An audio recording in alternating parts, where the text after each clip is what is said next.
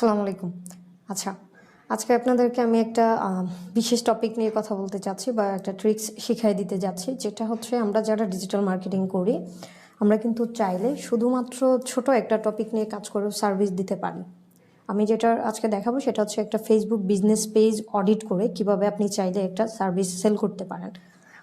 এখন অলরেডি যে বিজনেসগুলো ক্রিয়েট করা আছে সেই বিজনেসগুলোকে আমরা অডিট করব। অডিট বলতে দেখেন, আমরা আমাদের যখন অসুস্থতায় ভুগি, আমরা কিন্তু ডাক্তারের কাছে গিয়ে বলি যে আসলে আমার কী প্রবলেম হয়েছে, আমি না বুঝতে পারছি না। তখন ডাক্তার আমার রোগটা নির্ণয় করে দেয়। আমরাও সেমভাবে একটা বিজনেসের সকল কিছু ঠিক আছে কিনা সেটাকে চেক করব। চেক করে যে বিজনেস ওনার তাকে দিব যে দেখো তোমার বিজনেসে না অনেক প্রবলেম রয়েছে, বা আমরা রোগটা ধরে দিয়েছি, সেটা অবশ্যই নিরাময় করা উচিত। তো এটার জন্য কিন্তু বিজনেস ওনার হচ্ছে আপনাকে তখন একটু মনে মনে হইলেও কেমন জানি ভাববে যে আমার বিজনেসে ভুল আছে, তার মানে এটা শুধরানো উচিত, বা প্রবলেম আছে, এটাকে সলভ করা উচিত। কী করবো, আমরা দেখবো যে আসলে বিজনেস পেজটা ফুললি অপটিমাইজ আছে কিনা, বা এসইও ফ্রেন্ডলি কিনা, বা তার পেজে কী কী সমস্যা আছে সেগুলোকে আমরা দেখে তার কাছে একটা ফুল অডিট রিপোর্ট জমা দিব। এখন অডিট রিপোর্টটা কিভাবে মেক করব ওইটা আমি একটু আপনাদেরকে দেখাবো, প্লাস হচ্ছে একটা পেজ কিভাবে অডিট করবেন সেটাও দেখাবো। সো চলুন শুরু করে দিই। আমরা হচ্ছে আমার একটা এক্সেল ফাইল ক্রিয়েট করা আছে, এইভাবে আপনারাও চাইলে একটা এক্সেল ফাইল করবেন। আমি দেখেছি এখানে বলেই দিয়েছি যে বিজনেস পেজ অডিট রিপোর্ট, আমরা পেজের নামটা নিব। তো আমরা যেই পেজটা অডিট করবো সেই পেজের নামটা নিয়ে নিব। ধরেন আমি এই পেজটাকে অডিট করছি, এখানে নিয়ে পেজের নামটা দিয়ে দিলাম। দেন হচ্ছে পেজের ইউআরএলটা নিয়ে রেখে দিব, যেন আমাদের বুঝতে অসুবিধা না হয় যে আমরা কোন পেজটাকে অডিট করেছিলাম। ইউআরএল দিলাম। এখন পেজের টোটাল ফলোয়ার এবং লাইক কত আছে দেখবেন, এটাকে ডিরেক্ট নিয়ে নিলেন। তার মানে আপনি যখন এটা করছেন দেখে বুঝে যাবেন যে আসলে এই পেজটা এতটুকু লাইক আছে বা ফলোয়ার আছে। ওকে, এখানে এই পোর্শনে ঠিক আছে। এখন আমরা নিচের দিকে যাব, দেখবো আমাদের অডিট রিপোর্টে একটা চেকলিস্ট সাজিয়েছি। চেকলিস্টটা যদি আপনাকে বলি, যেমন পেজ নেমটা ঠিক আছে কিনা দেখবো, একদম একটা প্রোফাইল পিকচার ক্লিয়ার আছে কিনা সেটা দেখবো। এই দুইটা জিনিসে আসলে হাত দেওয়াটা ঠিক না, কারণ পেজ নেম যেটা বিজনেস নেম সেটা তো আর চেঞ্জ করবে না, তার মানে এটা এভাবেই থাকবে, লোগোটাও থাকবে। তারপর আমরা দেখবো এটা ওকে থাকলে ওকে দিয়ে দিব।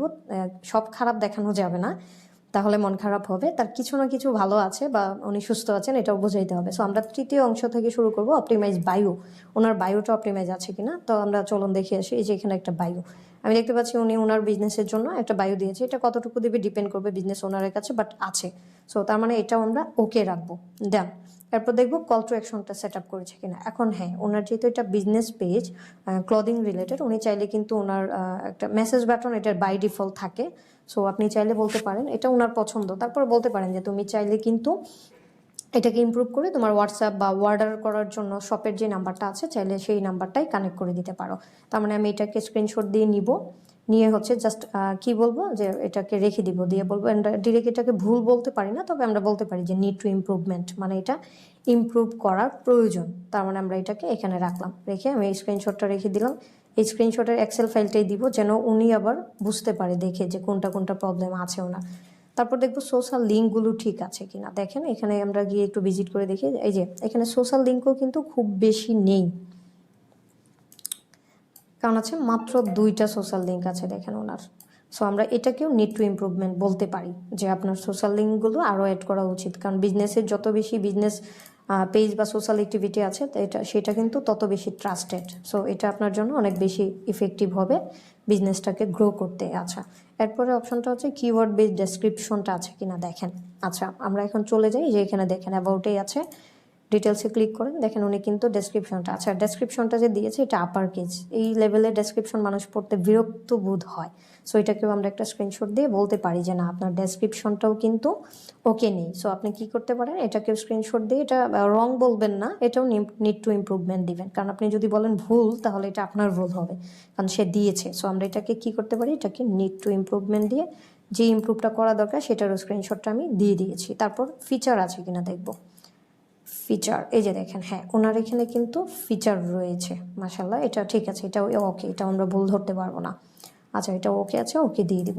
মানে সব প্রবলেম ধরবো না, কিছু কিছু ভালো দেখলে তারও ভালো লাগবে, বাট যেগুলো প্রবলেম আছে সেগুলোকে আমরা প্রবলেম বলবো, কারণ সবসময় খারাপটা বলা যায় না। আচ্ছা, এরপর হচ্ছে ধরেন আমাদের call to action base cover আছে কিনা দেখবো। এখন দেখি না, উনি একটা পিকচার ইউজ করেছে, বাট এখানে দেখেন কল টু অ্যাকশন বেস কিছুই নেই। মানে ওনার বিজনেসের অবশ্যই কল টু অ্যাকশনটা থাকা উচিত।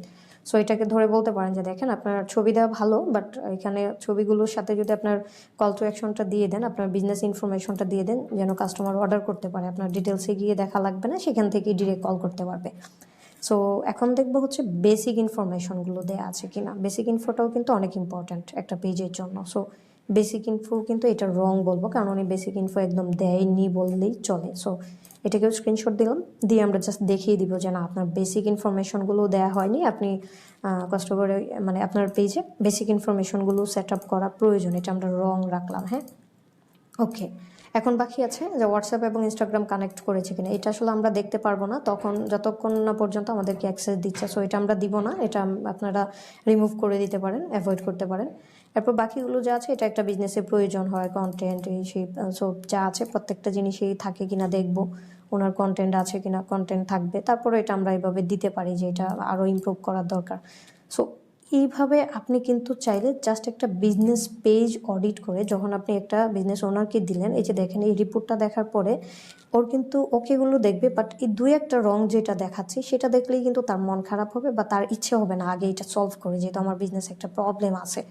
সো আমরা কিন্তু চাইলে এভাবে যদি ডেইলি 5টা বিজনেসকে অডিট করতে পারি এবং সেই রিপোর্টটা আমরা সেন্ড করতে পারি কাস্টমারের পর্যন্ত, বিজনেস ওনার বা পেজের ডিটেলসটাতে, তাহলে কিন্তু আমাদের একটা কাজ পাওয়ার পসিবিলিটি আছে।